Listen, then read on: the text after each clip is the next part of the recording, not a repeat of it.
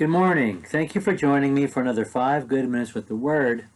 I'm Barry Bryson, and we're going to start chapter 14 today. And we're just going to look at the first 2 verses today because we want to talk about some historical things and the setting of this before we get into the series of events that lead directly to Jesus' crucifixion. Now, the feast of the Passover and unleavened bread was 2 days off. And the chief priests and scribes were seeking how to seize him by stealth and kill him. For they were saying, not during the festival, lest there be a riot of the people.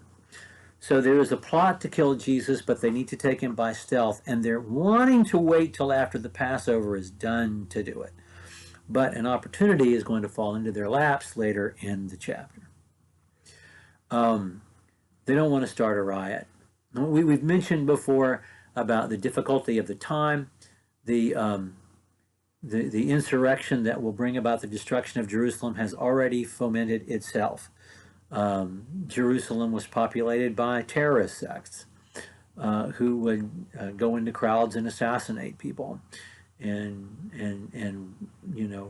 rob stashes of weapons and burn down buildings and attack supply lines surreptitiously and those kinds of things. The terrorism that we know about. They would do those kinds of things. And so this is happening at a time when the Jews, who are practicing a fully legal religion protected by the Romans, but have never been satisfied or happy with the Romans being there. These Jews from all over the empire filled the city, and there are various sects of Jews, and they don't even like each other much, and they don't get along. And the Romans are there, but not in sufficient force. If a full-blown insurrection breaks out, the Roman governor, Pontius Pilate, would have left Caesarea to be at the fortress of Antonia, right there next to the temple grounds, which is where he is when Jesus is arrested. And they're just trying to get through these days without something terrible happening. And terrible things did happen. Josephus, in his history of the Jews, reports that in the early 60s, in the days years shortly before the insurrection that brought down the Roman army and destroyed the city of Jerusalem, there was a riot that broke out during Passover time in which he claims between 20 and 30,000 people were trampled to death. And he lived through those things. He saw those things firsthand.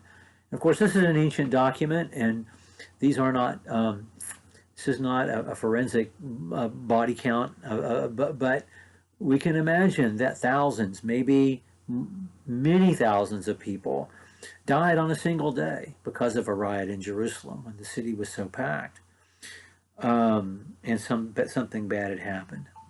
And it also reminds us how politically risky it was to still preach all this and talk about it, because Peter himself is going to be killed in the city of Rome shortly after Paul is killed in the city of Rome in AD 64, probably, maybe AD 65, but right before the events of 66 to 70 that will bring about the destruction of Jerusalem.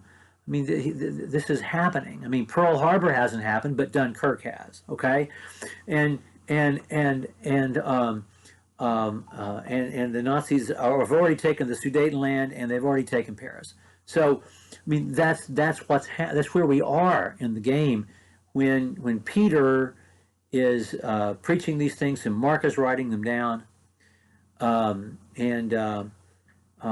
it's very politically risky to even be talking about these things and these prophecies, but it's part of the gospel, and so it is being preached and talked about. It's probably risky for Jesus to be talking about it, but he did anyway because it was necessary.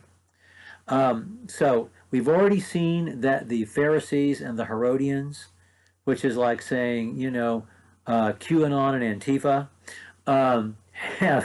have decided to team up against their mutual foe, which is Jesus. And so we should not be surprised that their heads are together and they're plotting how to take Jesus by stealth, because remember, he's still exercising ownership of the temple grounds.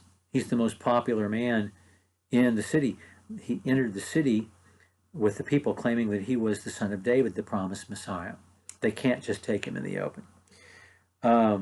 So anyway, there's some other events that happened before those last events of the Last Supper and his arrest, and we'll follow up by starting to talk about those next time. Thank you for joining me for another 5 good minutes with the Word.